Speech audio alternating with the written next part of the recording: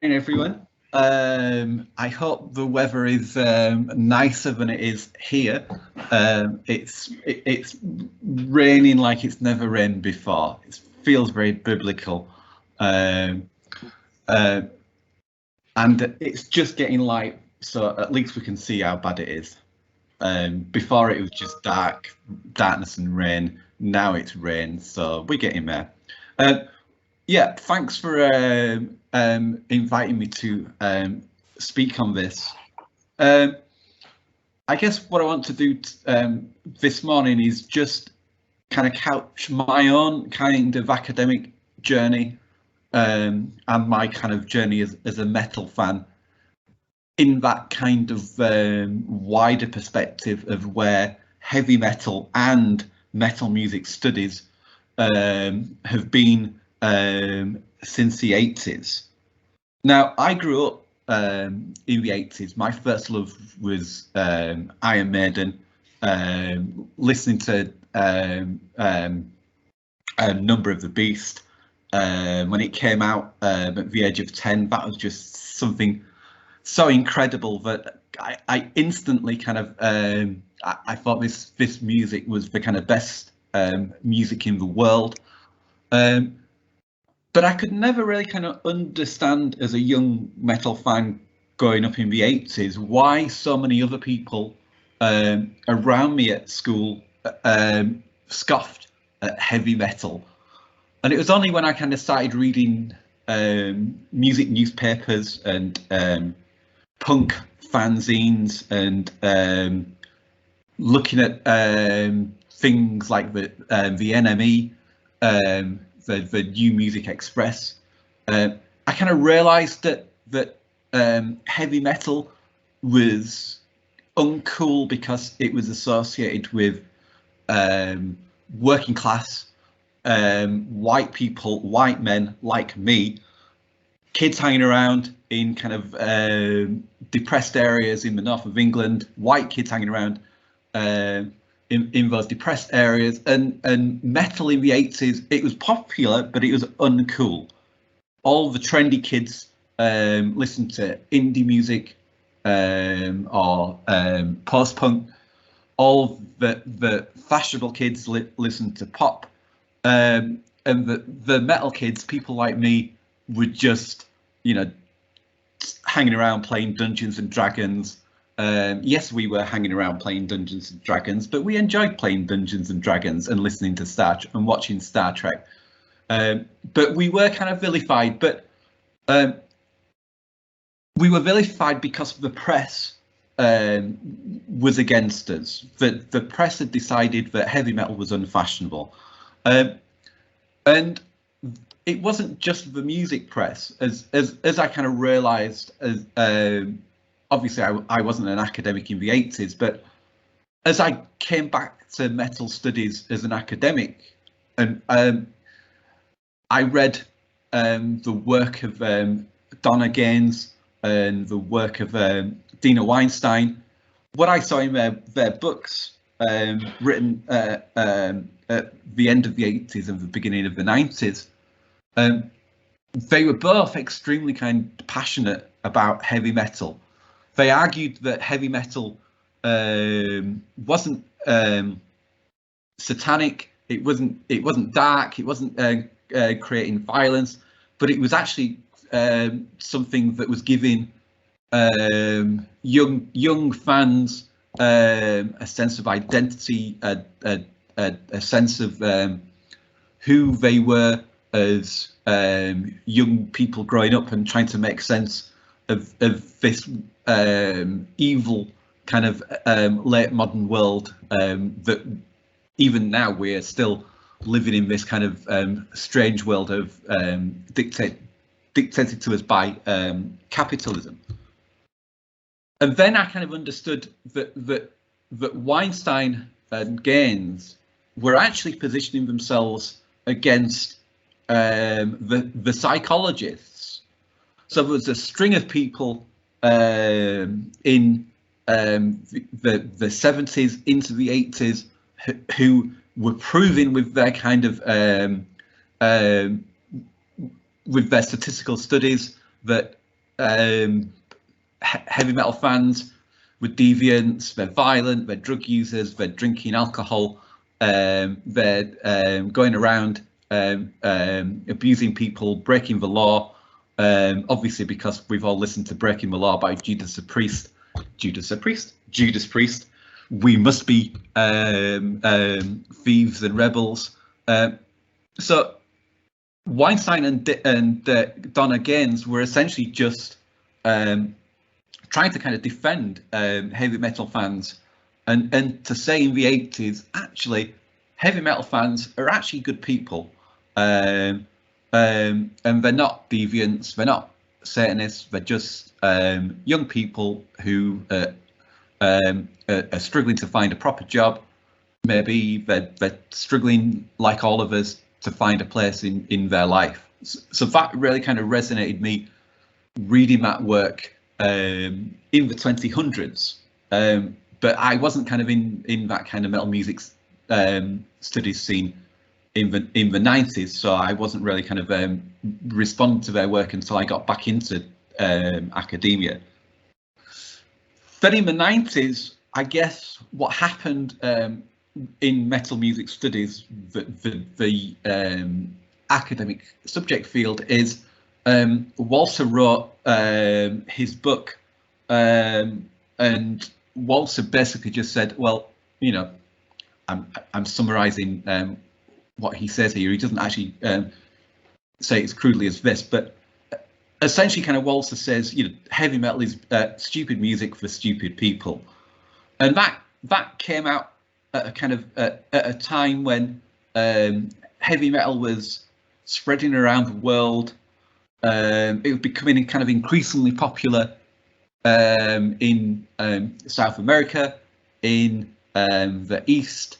So it was kind of leaving its kind of prime location, founding location in the UK and North America. So heavy metal was kind of spreading globally.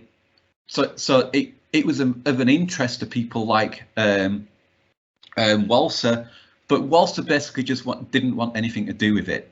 So he said heavy metal is stupid music for stupid people that doesn't offer people any kind of place to resist. It doesn't offer people any place to fight capitalism, or it's just misogynistic, it's racist, and it's kind of just for little people. My own kind of heavy metal journey is in the 1990s. I confess, I fell out of love with heavy metal. I was doing a PhD at Leeds Beckett University, it was called Leeds Metropolitan back then. So that shows you how far I've travelled. I've not travelled 1 mile from where I've done my PhD. I did my PhD out. Essentially, my first degree, I did natural sciences. I wanted to be a natural chemist. A natural scientist, an organic chemist. I wanted to kind of make drugs. That's my plan. I realised doing science is actually really difficult because you've got to do boring kind of titration experiments, and I could never stand at a desk all day dripping water into this thing and then watching the colour change and then go, yes, it's changed at this point, therefore this is this particular organic chemical. So the idea of doing drugs, making drugs, clearly wasn't going to work. But I did natural sciences at a university that allowed me to do history of science and philosophy of science. And so my final year, I was just doing history and philosophy of science, which led me to sociology of science, which then, because I was also a sports fan, I was involved watching rugby league and playing rugby league. People said to me, well, why don't you do a PhD on rugby league? Because you're always talking about it being a northern working class game. Do one. So I did. I found a place at Leeds Metropolitan University. And my PhD is about rugby league in the north of England.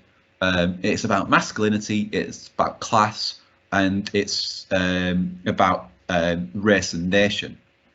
So at the time I was doing my PhD, the music I was listening to, I'd kind of given up metal. I was a PhD student. I realised going into places and saying I love Iron Maiden wouldn't meet any friends.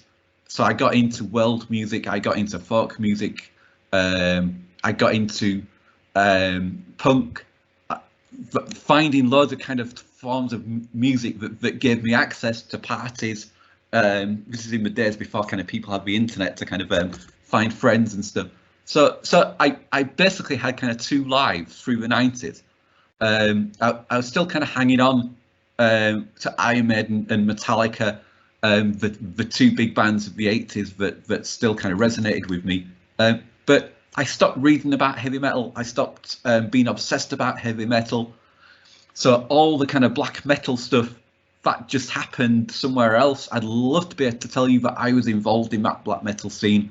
Wouldn't it have been cool to kind of be part of that scene, trading tips with those guys? But even though I'm kind of from that era, that just wasn't me. So metal was uncool in the 90s, and I was kind of not listening to heavy metal. But then in the 2000s, I kind of came back to academia. I came back into academia. I did my PhD, then I spent a few strange years. I had this kind of strange idea I'd be a professional author, a writer. I was writing novels. I've actually got, if you Google them, you can still find a couple of them knocking around. I had an agent. I was doing kind of various other kind of full-time jobs. But my plan was, I'm going to sell this record. I'm going to sell this novel and kind of make it big. It never happened, of course. And I kind of drifted back into trying to get back into academia. So I took one step back towards doing work on racism in sport. So I got a job at the Commission for Racial Equality in the UK because my PhD was about partly about racism in sport. So I did some work for them for a few years promoting racial equality in sport. Obviously, clearly didn't make much difference because there's still huge amounts of racism in sport right now. Then from that, managed to get some teaching back at Leeds Metropolitan University, then got a full-time job. The other thing that was happening at the time in the 2000s is I got excited by heavy metal again. So we were living in Bradford. We'd go to the nightclub Rio's in Bradford just to kind of hang around, and we'd see bands, and we'd never kind of really kind of like them.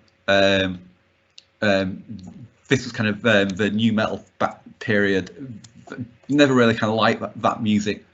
Then I heard Opeth. I heard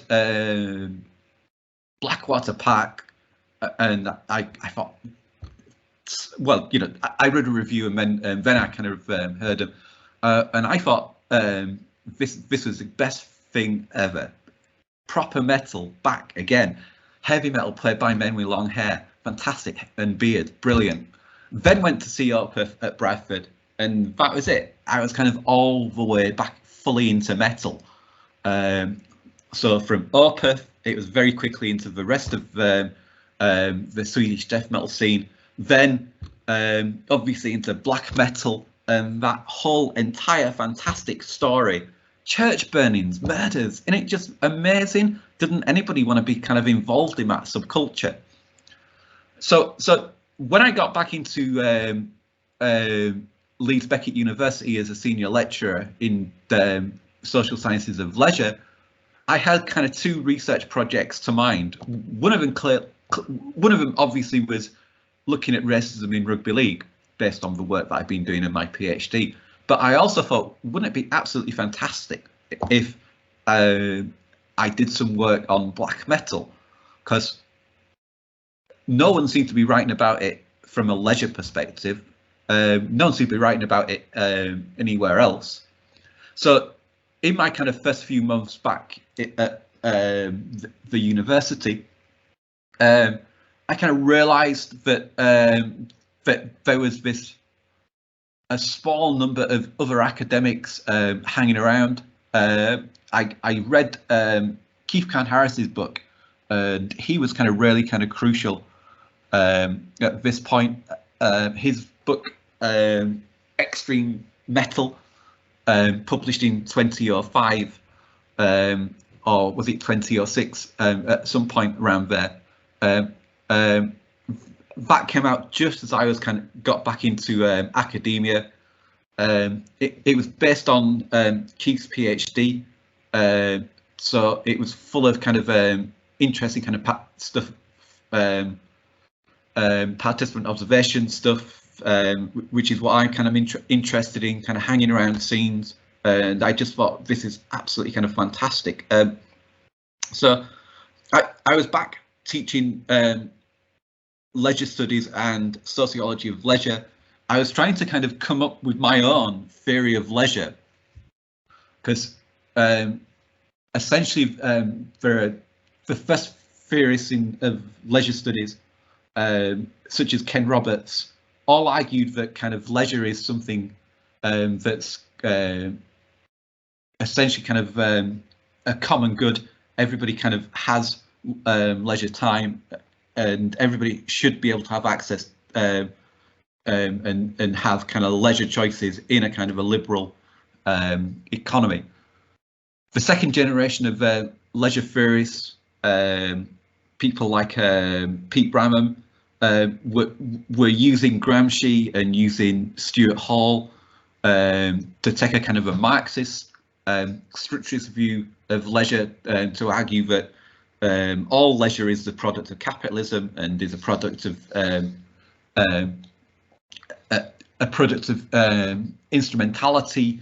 What Adorno might call, the culture industry is responsible for this. And if people think they're watching rugby or listening to heavy metal out of their own free will, well, clearly they're not. This is just a trick of Gramscian hegemony. So I was trying to kind of run with both ideas, stupidly trying to kind of reconcile two completely different philosophical epistemological positions about what leisure is. And I found the work of Jürgen Habermas. Habermas famously kind of talks about two kinds of action. There's communicative action and rationality, where it is stuff that we do out of our own free choice. And for him, that's the thing that drives the launch of the public sphere in the Enlightenment in the 17th and 18th centuries, and gives rise to capitalism and industry and empire and all those wonderful things in the 19th century. But Habermas also says that at the end of the 19th century, we get this other form of rationality, which he takes from Max Weber, the idea of instrumental rationality. And it's this kind of instrumentality that controls people's freedoms in today's society. So I just kind of took those ideas and run with them, and just argued that leisure is either communicative, where it's something that we do out of our free choice, or it's instrumental, it's something given to us. So my rugby league fandom is something clearly kind of instrumental. I was given that. I had no choice in being a rugby league fan, because my dad took me to watch a rugby league match at the age of 6 months. Then my first kind of vague memory is being at a rugby league match. So I haven't really had a choice. But of course, even more than that, sports itself and the idea of professional sport and spectator sport is a product of capitalism. So whatever happens, I'm caught. Even if I say choose being a rugby league fan is a choice because it's a better choice than just being a stupid football fan. It's still part of capitalism. It's still part of patriarchy. So I'm still in that trap. Heavy metal, I think, is one of those places where you can actually be truly communicative. So I argued in my paper in 2006 that black metal was communicative, even though what they were choosing to do was clearly in many ways immoral, unethical. The elitism attached with black metal is clearly outrageous and wrong, and I don't kind of support that at all. But the people involved in the scene that I was kind of researching at the time, they were actually kind of using their freedom to make a kind of a communicative statement about their place in the world. So that was my kind of first trip into metal music studies, and around about that time, because like you do when you're an academic in the days before the pandemic emerged, I'd just be kind of hanging around, drinking coffee in the sunshine with other academics sitting on the grass. Someone from the School of Education said to me, "Oh, have you heard about this thing called interdisciplinary net?" And I'd never heard of it. Sounds rubbish. What is it? And she said, "Oh, they're doing this thing on heavy metal. It's called music metal politics. You'll like that, won't you?" She says, pointing to my Opeth t-shirt. "Yes, Dot," I said.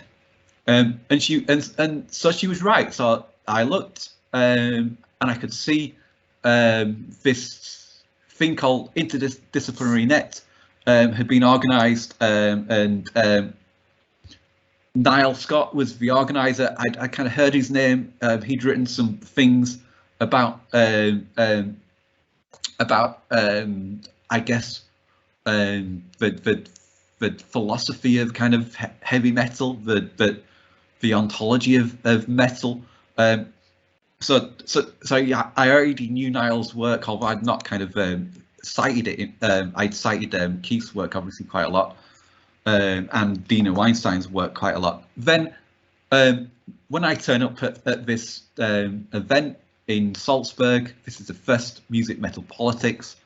I think this is actually going to be really, really cool because everybody was there. Anybody you think was there. So Keith Harris was there. Dina was there. Brian Hickam from America, he was there. There's a whole bunch of people all appearing at this same place, all being infused to talk about metal, and we're talking about it in a kind of interdisciplinary way. So Rob had a rule. You turn up. You're not allowed PowerPoint. You just have to speak for 20 minutes. Everybody has to attend everything. And at the end of the conference, there's a session where you plan the next steps to get going. So at the time, I was involved I was involved with a lady society called the Leisure Studies Association. I was the secretary of that society. I soon after became the chair, and we have a journal. It still goes, the journal Leisure Studies. I kind of knew instantly what I wanted to do with as soon as we got together speaking about the way forward, selfishly, because I thought it'd be really cool to kind of have a journal on metal music studies edited by me. I said, well, why don't we do a journal as one of the things to emerge from this?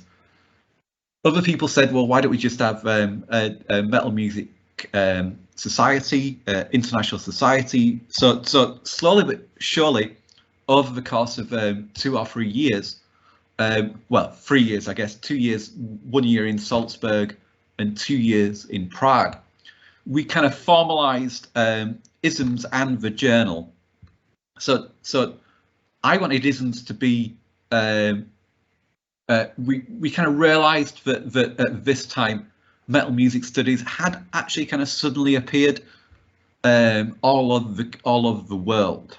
This wasn't just Nelson Varas Diaz and his work. We could see that there were PhD students from Russia, from South America, from Central America, as well as from kind of the usual suspects in Europe and in America. So this was kind of a very kind of exciting moment for us, you know, when we kind of realized that actually, you know, this is becoming a thing.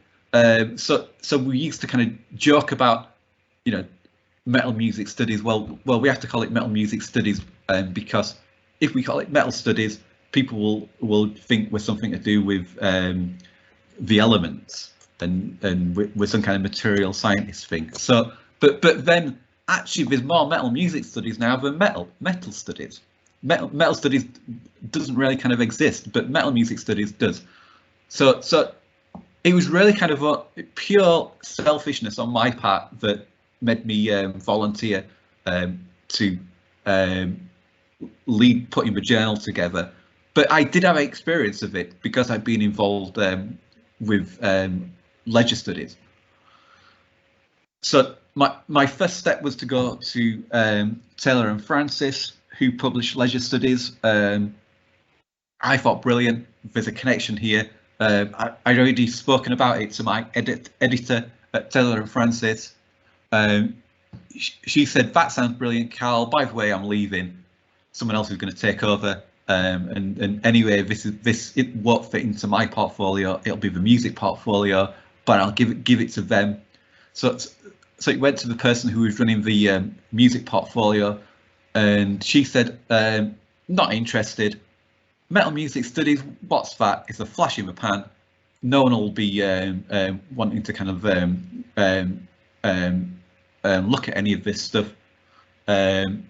Even though kind of we were telling her that metal music studies had already had hundreds of people on the mailing list and hundreds of people on the kind of who were involved in the kind of ISMS stuff at Prague and so on.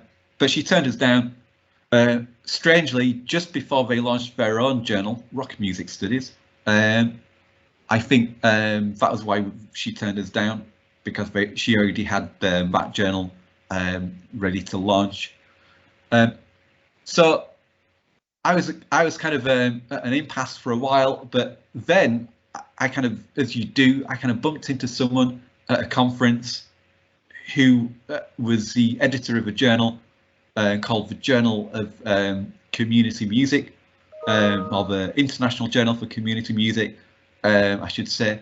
And he was a heavy metal fan, and he wanted to kind of he was keen for me to do a special issue with him in his journal, so I did that.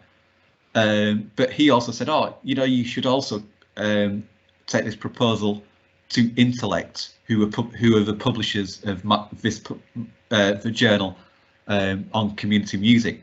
So we did, and we were lucky that at Intellect, our editor, who's still there, Bethan Ball, she's a heavy metal fan, so she understands what we are.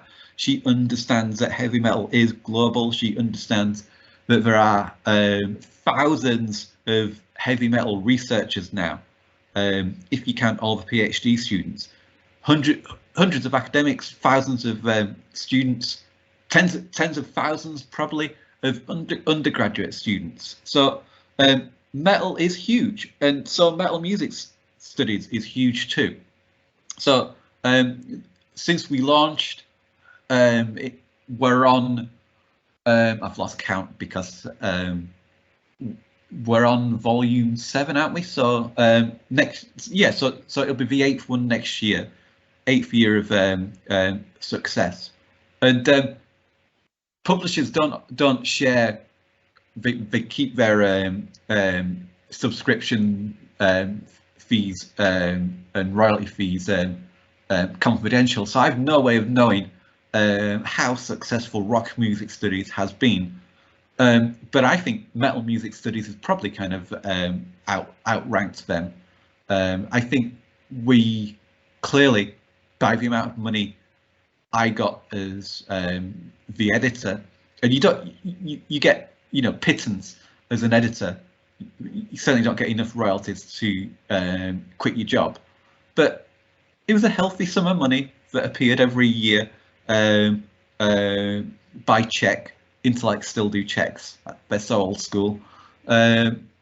So yeah, I think metal music studies actually is now more popular as a journal than rock music studies. I think we're probably as popular as Pop Music and Society, the other one that Taylor and Francis does. I suspect popular music still gets most people submitting papers to it and reading it, because it's got the cred of being published by Cambridge University Press, and it's the journal of IASPM.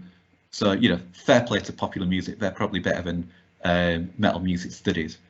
So that's where we are. Metal music studies is huge. ISMS has played a role in legitimizing metal music studies. You've all got, most of you hopefully have got jobs in departments around Europe, and you're all studying metal, you're all researching metal, you're all teaching heavy metal. So this is because ISMS exists, and ISMS can kind of can help, I guess, legitimate anyone who's kind of arguing for promotion or arguing for a job. Once upon a time, back in the 1990s, if anyone had applied for a job and that in sociology or musicology, music theory, music studies, and said they were their research was heavy metal, they wouldn't have got a job. Metal was so uncool and so unfashionable and seen as irrelevant that there was no chance. Now people are being promoted, people are becoming professors, people becoming readers.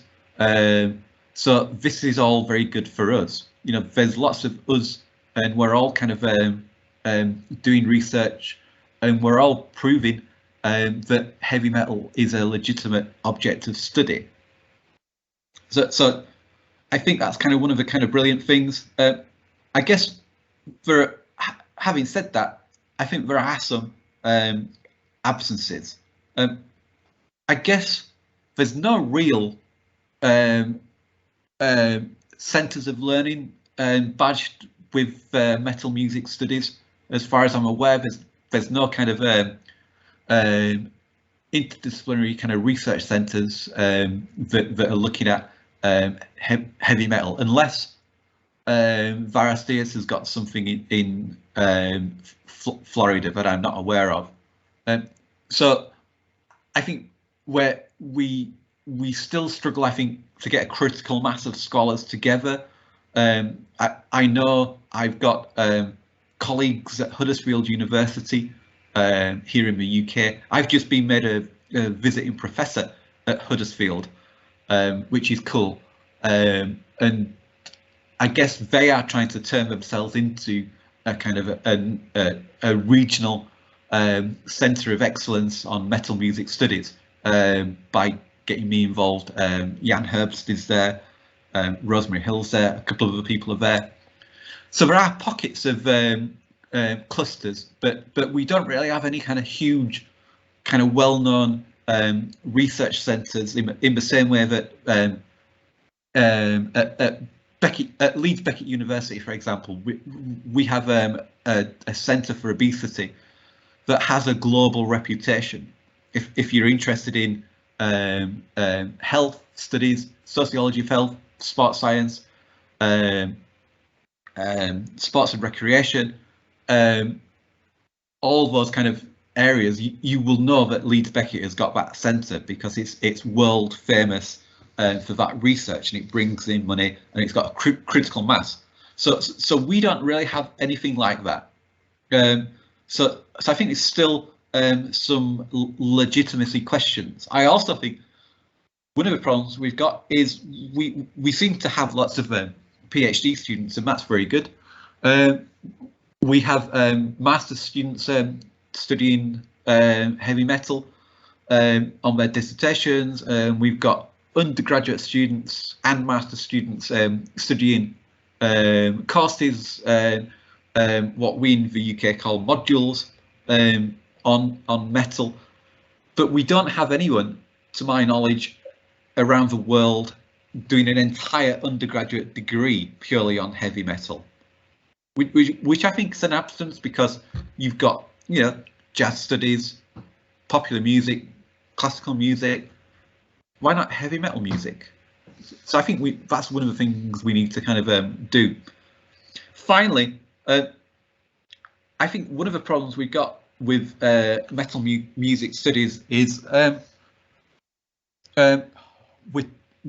we are still pleased about the fact that we exist, and we're just happy to kind of hang around with each other and talk to each other about how cool it is that we're doing this research, and we're all, you know, very good at kind of encouraging each other and saying, you know, metal is fantastic. I love metal. Metal is my life. Metal is my kind of 9 to 5. It's also my kind of 5 to 9, 24-hour metal. We live for metal because we are all metal fans. And I think that's brilliant, that is good that we're all committed to the cause. But I think at times it probably kind of distances our criticality of the whole thing. So I think it's good for us to be able to say things like heavy metal is racist and sexist, and it needs to change its ways.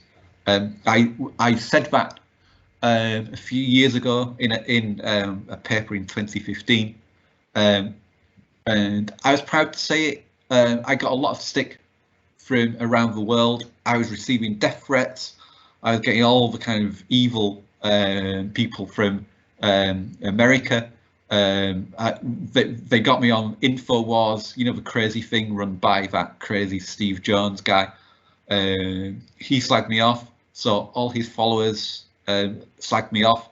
I lost friends on Facebook because they were saying, how dare you call heavy metal racist, Karl, and sexist? Because I'm not racist and I'm not sexist, and I've got some black friends, and I've got there's that girl who plays in that heavy metal band, there's that black guy who plays in that band, so how can you say it's all racist and sexist? And of course I never said that. What I said is heavy metal still has some problems with sexism and racism, but it's difficult to kind of explain that to people on a kind of a Facebook rant.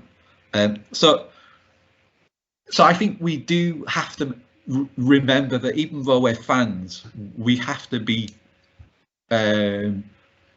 rigorously critical of our fandom and our interaction with other fans, and we also have to be aware that you know, I think we will be stronger if we get to a point where we are actually hypercritical of each other's work. So we're confident enough to say, Karl, that research is really rubbish. It's based on really rubbish methodological assumptions. the theory that you've used is just out of date. Who uses Habermas anymore, Karl? Stop with it, Karl. Do something proper, do something rigorous. So I think we as heavy metal scholars, we have to be more critical. We have to try and look at ways we can probably be more embracing kind of quantitative methods. So that I think a lot of us have come to this because, you know, we're qualitative researchers, or we've come from literature studies or cultural studies, or philosophy or history. So none of us have, you know, that hardcore statistical knowledge. I think if we did some research that was underpinned by some kind of stats, I think it'd only kind of strengthen our case. Finally, I think the other problem we have is we still seem to exist mainly as a community of metal scholars who are fans. What we don't have are people who just are not fans at all, who've just come into this because, you know, they've done a popular music degree or a jazz music degree, and all of a sudden they've found heavy metal is an interesting subject and they want to do some research on it. In the kind of all the stuff organised through Rob Fisher and interdisciplinary.net, there was only one person who ever turned up who said, well, I'm not a metal fan. I don't really like it, never liked it. I've tried to listen to it because I'm doing this research. I still don't get it. But here's my research about the scene. And I think if more of us were like that in metal music studies, I think there'd be a kind of a more kind of balanced future for us, but we'll see. That's my ramble over. I'll hand it over to you lot for questions. Thank you for listening.